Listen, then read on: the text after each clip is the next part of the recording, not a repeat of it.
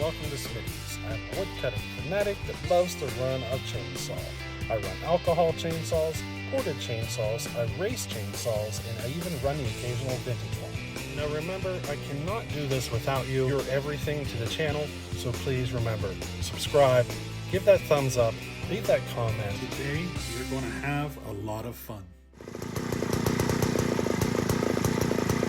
All right, so how you doing? Today, I am going to show you the process I'm going through to do the timed cuts on our advanced chainsaw sharpening series, because I don't want to go through this entire process on every video. So I'm going to show you on this video, that way as in future videos, you'll know what I'm doing to figure this out. So today is going to be literally just showing you the entire process.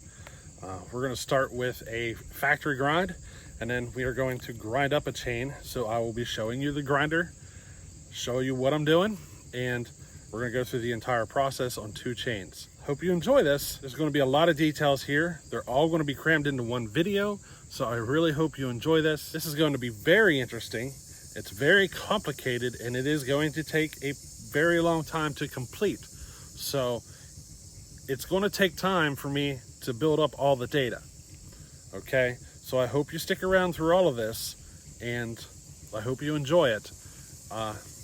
We're going to find out exactly what happens with a chain as you change every little detail. Alrighty, so I'm going to show you the process. Alrighty. Okay, so what I got here is a tape measure of some sort. This is for, doing fabric work or whatever. But what I'm doing is I'm measuring the circumference of the wood at about where I'm going to cut the cookie. And can you see it? It comes up at 46 inches. And we're going to want that number for the future to do our math. So 46 inches. Now this is the saw we're going to be running. It is a Pullin Counter Vibe 3400 that TW down at Dub's Saw Shop built for me. It runs better than a factory one, and we're going to get to see how some of these chains perform on this saw. The chain that's on it right now is a factory ground C83. So we're going to be running this saw, and we're going to do a time cut with it. Basically, I'm going to use my computer or my phone or whatever, and I'm going to time the cut from the first moment that I see sawdust to the first moment that I see the cookie moving, whenever it's falling and dropping off. So that's going to be how we time the cut. I have a tachometer that I'm going to use as well, and I'm going to get the RPM of the saw through the cut. All right, so I'm going to go get the tachometer set up, and then we're going to go ahead and make our first cut.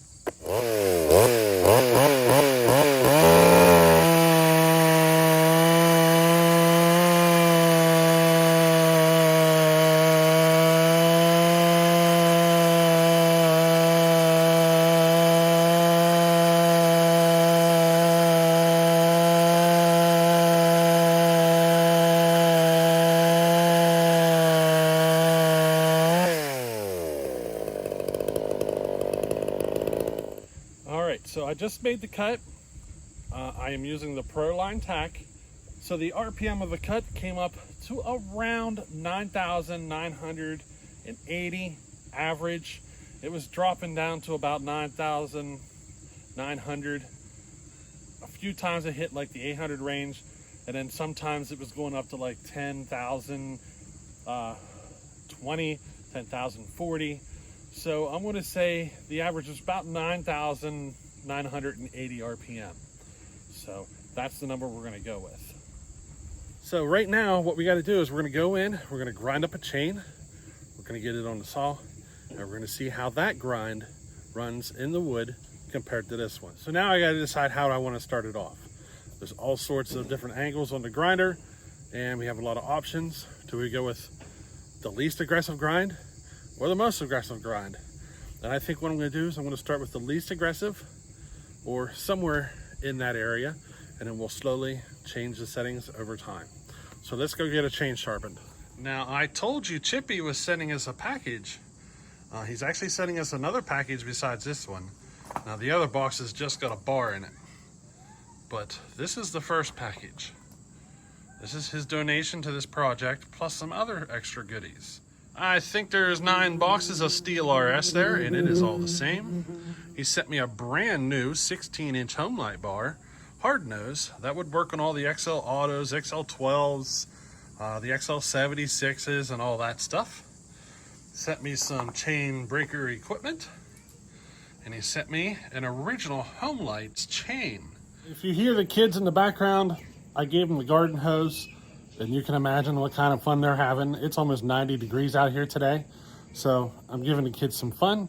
So you're going to hear them in the background playing. But right now, I'm going to show you the grinder, show you everything I've been talking about. One of the things I have been talking about is the head tilt. There is a knob right here, and you probably can't see it, but back here, there's degree increments to tell you how many degree this head is tilted, okay? We're going to start off today with a 60-degree tilt. This is what I consider the most basic setting for any chainsaw sharpening work. It makes a good starting point. Pretty self-explanatory. It adjusts the angle of the stone down into the tooth. Now, a steeper head tilt will change the angle that it goes into the tooth, and it will affect our cuts, and we're going to see how that does through time as we make some tests. Now, another feature we want to look at is the actual tilt, okay? This is where we adjust the measurements that you're commonly referred to as the 25 degree, the 30 degree, and all that sort of stuff. That's this angle. So we got the first angle here, and then we set this angle. I'm setting it at 25 degree as a starting point. We could go to 15. 15 degrees and less, I'll be honest, it's better for whenever you're like milling lumber or so forth. We're cutting firewood, so we're going to start with 25 degree angle. Now, another feature on this grinder, not all grinders have this feature. This is exclusive to a few different brands, and this is one that has it. You can adjust the tilt here at the chain as well. Okay, this is, whenever you hear me talking about the 10-degree tilt, this is what I'm talking about. So what I want to do is I want to set this at 25 degrees, but if I want to take the 10-degree tilt as well, I would just move this to the 10-degree angle. If I take it to the other side, I need to move it in the other direction. So that you have to tilt it according to which side of the tooth you're grinding. This side, I need it tilted this way. This side, I need it tilted this way. It's just one of those things we got to pay attention to because it will affect the angles of our grind. We're not going to use that on today. We're using a basic 25 degree grind, 0 on the tilt, and a 60 degree head tilt. Now we do have a depth gauge as well. I only use a depth gauge when I'm doing rakers. I don't use it when I'm grinding the chain. I go by feel. Some people prefer to use the depth gauge. I do not. This here is our stop. This adjusts how deep we are going to go into the chain. Whenever you're grinding, you want to make sure you're making as little contact with the chain as possible, basically. If you're getting in there and you're really grinding your way at it, you're going too deep. It needs to be light contact. This knob right here is how you adjust that. I can turn this knob back, pull this back, check it, it's good. Tighten the handle up, this tightens the chain into place, and then I'm good to grind. Simple as that. It's really not tricky. This is the most basic setting. We're gonna try it and we're gonna see what happens. Now, when you're grinding chain, there's basically 3 things, the 3 most common things that people have to overcome when you first started grinding chain. One of them is going too fast, trying to go too fast. First thing to overcome, you will melt your tooth. There is not much metal here at the tooth, very little, and you're grinding it. So you can imagine how long it takes to heat that up. It's if you're spending more than a second or 2 seconds is probably too long. 1 second per tooth is all the longer you want to spend. Any more than that, and you're probably going to start creating a lot of heat, melting the tooth, and you will find that the metal actually on the tooth actually starts rolling back. And then you end up having to grind a lot of tooth away in order to fix your problem. So the key is to go very quickly, but very slow at the same time. You want to remove as little amount of material as well. Now, another thing you got to remember is the stone itself. They do need redressed. They need redressed more often than what most people realize. I redress mine very frequently. If I'm grinding up on oily chain, I could end up having to dress this quite often. I've been in situations where I had to redress like 4 times in one chain. It's because the oil clogs up the stone. You're much better off in the end if you take your chain, just throw it in a coffee can with gasoline and get all the oiliness rinsed off of it. You will have a much better experience in the end by cleaning your chains. And make sure you clean your stones. Very important. I'm going to go over that with you here very soon, and you're going to get to see how I do it. It's very simple to do. Now, what do you say? I go ahead and grind up a tooth or two here, so show you what I'm doing. Okay? I think you might like this. Alrighty. So I'm going to kick the grinder on. I'm going to grab my redressing stone. This is a stone you can buy at a lot of your hardware stores. This is meant for redressing bench grinding stones and so forth, and I use the same one to redress this. All I do is basically all I'm doing is grinding this stone to this stone, and then what it does is it removes that top layer of dirt and grime out of the stone and gives me a nice clean fresh stone behind.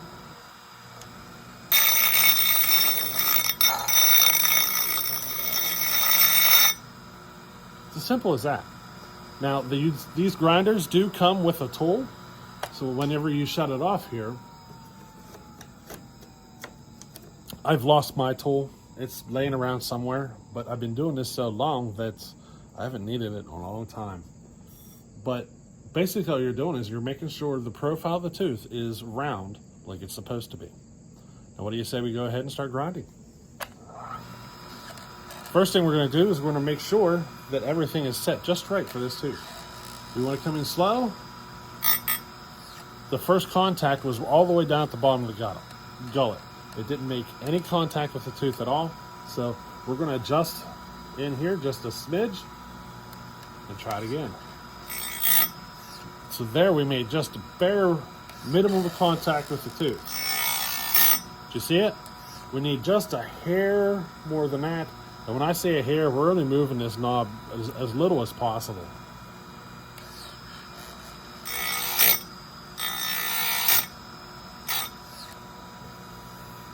And that's it, really. That's all it takes. If you're going in here and you're like, and you're jerking on it and everything else, you're going too aggressive. I typically use 1 or 2 fingers on the handle. That's it. Simple as that.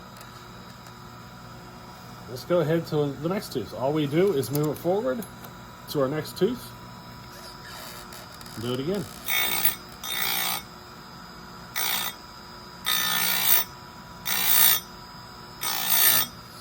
All right, so I just flipped the train around here to be on backwards. It's because I'm gonna zoom in and show you what these teeth look like that we just ground.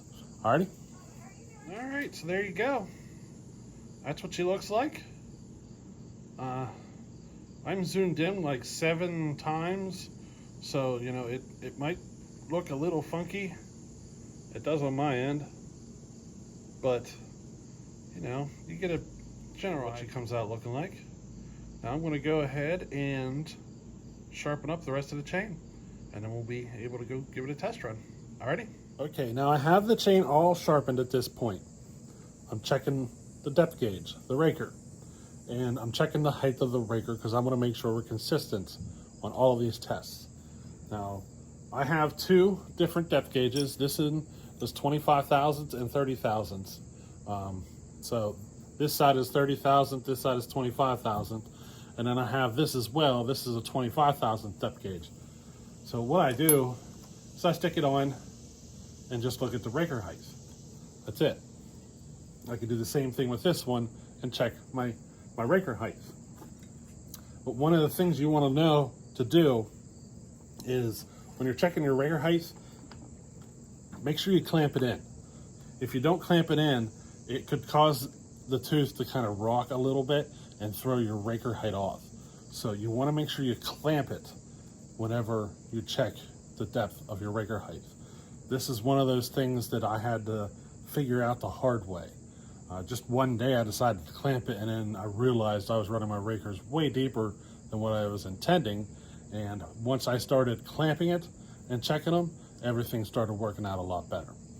Now, I've already checked them. They are coming at 25 thousandths from the factory, and that's where I want to leave them.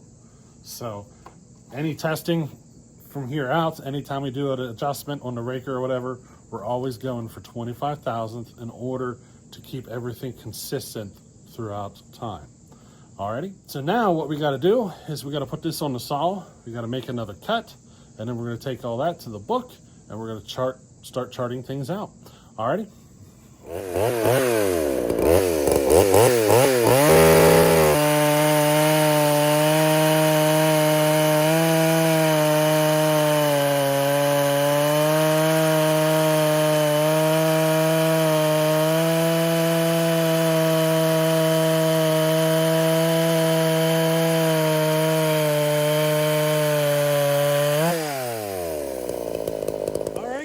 So I've already noticed a difference. In fact, I made a second cookie just to make certain, you know what I mean? Just wanted to make certain things were happening the way they were. And this one was actually lower in RPM than the C83. So I would assume that the lower RPM would cause it to take longer in the cut. We were averaging around 95 to 9600 RPM in the cut. And it actually did drop into like the high 8,000 RPM range during the cut. So the question is, was it faster? So I would assume it is probably going to be a little slower, but the clock doesn't lie, and we're going to be able to see that on this video, because right now I'm going to throw you up the clock. So we're going to time the cuts with the clock now. So let's see which one is actually faster. Probably the C83. But we're going to find out for certain.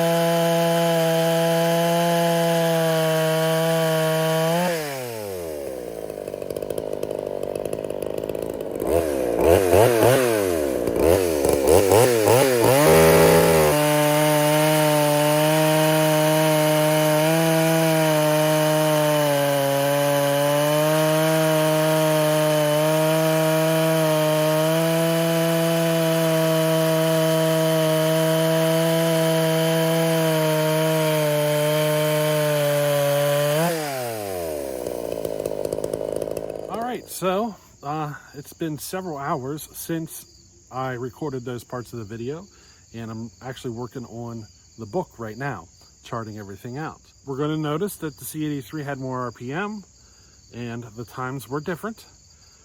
I will make a statement that the C83 chain, this was not the first cuts off of this chain. Maybe 8 or 10 cuts out of this chain before this part of the video. Was that enough of a difference to come up with just a little over 2-second difference in time? I don't think it's enough to make up that kind of a gap. So, you know what I mean? I would say the C83 chain was slower in my opinion. Just a hair over 2 seconds. Now, this was a self-feed test. There was no pressure applied by me at all. This was just allowing the saw to do all the work. I did no input from myself. So in this kind of a situation, the C83 ended up being just a little slower. It was a surprise. I was actually expecting it to be the other way around. So it'll be kind of curious to see how things turn out in the future. Now I'm going to show you the book, and I'm going to show you how I got things written out here, and you'll get to kind of get an idea of how things are going to go in the future. And you know, I'm actually going to start looking for suggestions for any weird angles you guys would like to see. But first, we're going to try out a bunch of the standard settings first. We're going to see how all the standard settings work. So after I'm done doing that, we will start looking at some of the off the cuff weird settings or whatever that we might want to come up with and give it a try. So what do you say we take a look at the book so you guys get an idea of how I'm charting this out? Alrighty. All right, so here you go. So I made a note at the top. We got the Pull and Counter Vibe 3400. It was TW built. The self feed test. So we're testing in on how the chain handles itself, how it does by itself without any input from myself. Now, one of the things you can note in previous videos that we've noticed that whenever you push a saw through the cut, you can, you know what I mean? It can throw things, it can actually reverse your test results. So, you know, we want to be specific on this chart. So for this one, we are doing a self-feed test. Now over here, I put down 46 inches in circumference for the oak, and it came up to 168.4 square inches. Originally I was talking cubic inches, but cubic inches are to measure like a volume of something, and I want to treat it more like a piece of paper. So we're going with square inches, and it wasn't exactly 0.4. I just rounded it off to 0.4. So 46 inches in circumference gave us 168.4 square inches. Now, on the bottom here, you can see where I'm starting to label my chains. If I can get this thing to focus. So we got the C83, the Hexa. This will be out of the box steel RS, and this is the grind we tried today. 60, 25, and a 0 degree chain tilt. We got a lot of space here to write out a whole lot more different angles that we can try. Now over here would be the time. I started it at 15 seconds and kind of ran it up through. And whenever we come up with a fraction of a second or whatever, we'll just take a guess and mark it off. It doesn't need to be 100% accurate, you know what I mean? We'll just kind of mark it off approximately. And it came up at approximately 22.25 seconds. So, you know, that's kind of where I marked it off there. And this one here came off at, you know, just shy of 20 seconds. So I just rounded it up to 20 seconds. Now you can see 9,980 RPM were noted on this one over here for the C83, and we noted 9,600 RPM for our angles that we ran today. Boy, I wish I could get this camera to focus better, huh? But there it is. That's how we're going to graph it out through all the chains we test. And I wanted to kind of take you through the process on this video to see how I'm going to be doing it. And this is your opportunity to make any suggestions on any changes. So yeah, this is basically how I worked it out in my head to make it work out, and the way I plan on mapping everything out. Now go ahead and make any suggestions of anything you'd like to see changed, and I'll be able to do up one of these charts with all these different chains that I'm testing on every different type of piece of wood that I test on. I'll be able to measure the diameter of the wood or the circumference of the wood. I'll be able to take measurements of every aspect. I'm getting buzzed by a bee right now. But yeah, make any suggestions you like. Now I do want to say one thing. If you've noticed, there's a new kind of feel to the channel, and the quality of the videos should be considerably more. I am now working in 4K, and anybody who's familiar with working in 4K videos, it is a tremendously more difficult task. It is a lot more difficult to get through your edits because it slows everything down, especially on the computers and stuff. It is just so much information for the computer to try to work whenever you're recording in 4K. So it does take a tremendous amount of time to do these edits.